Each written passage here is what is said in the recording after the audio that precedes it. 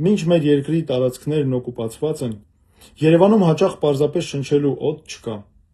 Մինչ մեր թոշակառուները ստանում են ապրելու համար անհնար, պարզապես ծիծաղելի ցածր թոշակներ, մինչ ձևի համար կառուցվում են նոր դպրոցներ և քանդվում է կրթությունը, և ամենակարևորը,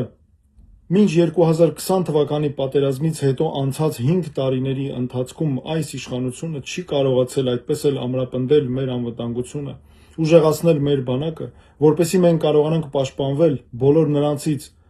որոնք սպառնում են ամեն օր մեզ ֆիզիկական բնաջնջմամբ, Նիկոլ Փաշինյանն ուզում է, որպեսզի մենք խոսենք ոչ թե մեր պետության գոյության, այլ պատարագների, իր անօրինականությունների, շանտաժի ենթարկված եպիսկոպոսների ու նրանց անձնական կյանքի մասին։ Պարոն Փաշինյան, ինձ թվում է դուք ավելի շատ ուզում եք վեհափառ լինել, քան վարչապետ մնալ։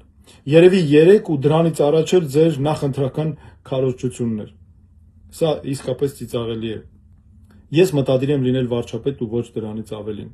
Սիրելի հայրենակիցներ, դուք ինձ երբեք չեք տեսնի մեր ազգային ինքնությունն ու եկեղեցին ծաղրի առարկա դարձնելիս, թմբուկ նվագելիս, կրկեսում ծաղրածուի դեր խաղալիս, ձեր ժամանակը անիմաստ ու աբսուրդ թեմաների վրա վատնելիս։